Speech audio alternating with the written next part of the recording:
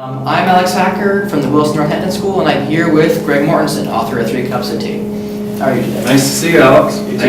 Thanks for having me. Thank you very much for being here. You're welcome. What impact have you seen your schools have on the community outside of the classroom? Well, some things that happen are, first of all, a lot of kids, all they do is work before they can go to school. The other thing is, when kids learn how to read and write, they generally teach their mothers and fathers reading and writing. And also, in their context, they don't have TV, they don't have internet, they don't have Wi-Fi or PSP or any, Wii and all those things. So really, they're like a sponge, and they learn so fast. I'm often amazed at how fast kids over there can conceptualize and grasp fairly complex academic things, but I think it's because they're not distracted by so many other things. The education of women here is very much encouraged. Do people over there ever accuse you of maybe imposing some of your beliefs onto their culture, and if they do, how do you react to that? Well, that's a good question, Alex. It's something we have to think about a lot. Our education is secular. We also, we do have in our school, beyond the traditional curriculum that you might have here in the States, we teach hygiene, sanitation, nutrition, we have storytelling, we have the elders come in 2 or 3 times a week. I think one of the negative things about education is it eradicates a storytelling tradition. And in a society that doesn't have internet or historical books, it's important that you keep those historical traditions alive, I think, by having the elders come in. Girls are also, as you mentioned, they're oppressed. Many girls are denied the privilege to go to education. Well, what we really do is we work with the elders in the communities, and most elders are like the senior statesmen or the leaders. They really want education for both the boys and the girls. There are a few people opposed, but the majority want their kids to go to school. 3 Cups of Tea was a bestseller and was praised by many critics here. How has the success of that book impacted your work overseas? Well, 3 Cups of Tea has been bestseller in the New York Times for 194 weeks now. What day is today? November 8th. It's also been very well received over in Pakistan and Afghanistan. But I think it's because they feel that it is teaching people in America about what real life is like for the people over there. And what we find out is most people around the world are really the same. I mean, we might be different in our ideology or our beliefs, but we also all have the same fears and aspirations and hopes and anxieties, and so I think it's really bringing people together to show that we're more similar than we are different. You received some mail from American citizens who object to educating Muslims overseas. How do you react to that kind of criticism?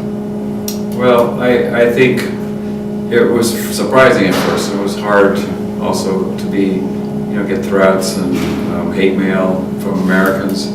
I really think that the greatest challenge we face in the world is that there are 120 million children not in school today. And I also believe the real enemy is ignorance, and ignorance breeds hatred. And that ignorance is in Afghanistan and Africa and here in America. To overcome ignorance, we need compassion, and we also need to really tell people, we have to educate people about tolerance, and that we are, that there's room for tolerance in the whole world. Do you feel as though travelers, especially from Western countries, have a certain obligation to places that they visit?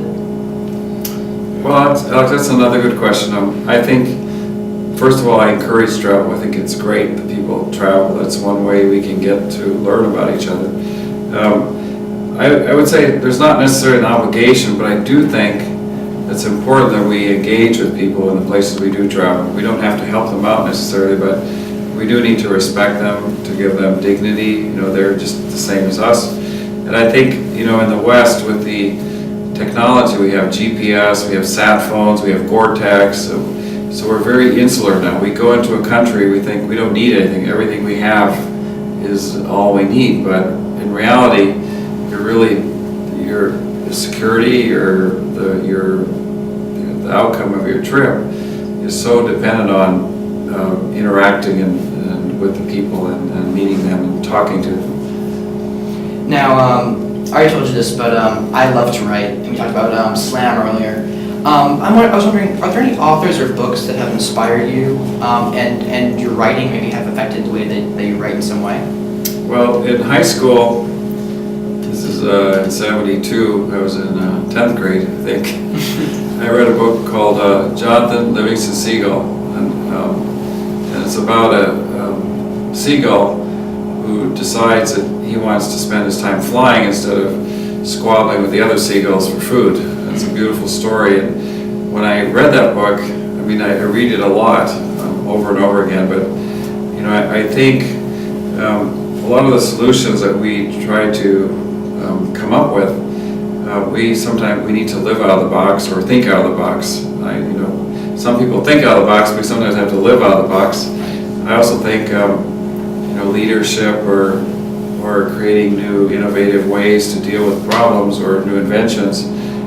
It also involves ability to take risks and then to not be afraid if you fail. And one of the languages I've learned called Balti, which is in northeast Pakistan, there is no word for failure. And the most similar word means that you've reached a fork in the road. Here in the U.S. we bomb up a bomb, we screw up, we flunk. There's 100 words for failure, but imagine that there's one language, there's no word for failure, and you barely reached a fork in the trail. Initially, there was so much standing in the way of what you're doing. First, there was the failed K2 attempt. Then you had a lack of funding, and on top of all that, you got hate mail. So, what's kept you motivated all this time to just keep moving forward with your mission? Well, I feel this is kind of my life's calling. I have a quote in my house that I've had about 25 years, and it says, "When your heart speaks, take good notes." And I think it's important that we listen to our heart. In the West, we're so linear and logical, but it's also important that we listen to our heart, and that's really what I'm led to do, is follow my heart. And I also think, I do what I do because the women tell me what they want more than anything is education. So I'm not there to impose my ideology or my ideas or anything. I'm just there to serve the people, and they want education. What are you currently working on? Well, I'm writing a young readers and children's new book. I'm also kind of putting together the concept of creating a global portal for education. I've met a lot of kids around the world, or young men and women. They graduate from high school, but then they fall through the cracks. Women are often forced to get married, men have to get, forced to work, and I think they're because of the deprivation of just a little bit of help or finances, they can't go on to college and achieve their dreams. So I was envisioning creating a global portal where you could go on there and find anywhere in the world, including the U.S., and find an aspiring student, in Bolivia or the U.S. or Cambodia or Sudan who wants to get their education. You could sponsor them directly for like $300 or $500 a year. It's similar to Kiva, K-I-V-A, which is a website that does microcredit, but this would be for education. What advice do you have for young writers who may want to expand and write books the way you have, and do charity work the way you have, and help out? Writing is 99% perspiration, dedication. A lot of people want to wait around to get inspired, but I think it's really important, if you want to write, just write every day or every other day. I also think it's looking at writing is many forms. There's poetry, there's short story, there's fiction, nonfiction, slam. There's a lot of different kinds of writing, and there's also I think it's people should also write from their heart, and also as part of writing, you do have to do the groundwork. Study grammar and study all the tenses, and there's a lot of merit in spending some time to really get, the basics down before you go off and write your, great novel or something that's going to change the world. Well, I'm Alex Sacker from the Williston Northampton School, and it's been a pleasure having you with us today. Thank you, Alex. Really appreciate it. Had a great time.